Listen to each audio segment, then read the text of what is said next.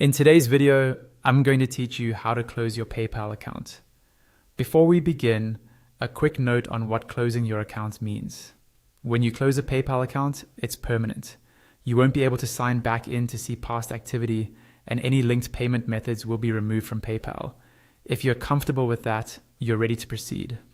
It can also help to make sure your balance is zero and that there aren't any pending transactions or unresolved issues, since those can delay closure. Start by opening PayPal in your browser and logging into your account. Use a trusted device and a secure connection if possible. Once you're in, look toward the top right corner of the page. You'll see your profile icon there.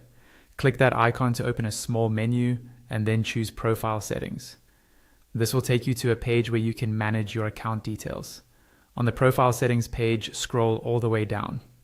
Near the bottom, you'll see a section that shows your account type. On the right-hand side of that section, there's a button labeled Close Account. Click that button to start the closure process. A pop-up will appear with a few reminders about what happens when you close your account. Read these carefully so there are no surprises. If everything looks good, click Continue.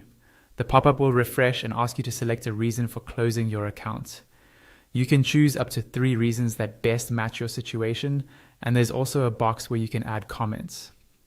This feedback is optional, but it can be helpful if you want to share specifics. When you're ready, click Continue again.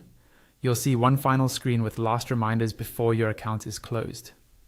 Take a moment here to double check anything important to you, like whether you need copies of recent transactions for your records. If you're fully decided, click Confirm. PayPal will process the request and your account will be closed. A few final tips as you wrap up. If you use PayPal for subscriptions or automatic payments elsewhere, consider confirming with those services that your billing is updated, since closing your account removes that connection. And if you are on a shared or public device, make sure you sign out of PayPal and close the browser when you're done. That's it. You've successfully closed your PayPal account, all from within your settings, with just a few clear confirmations along the way.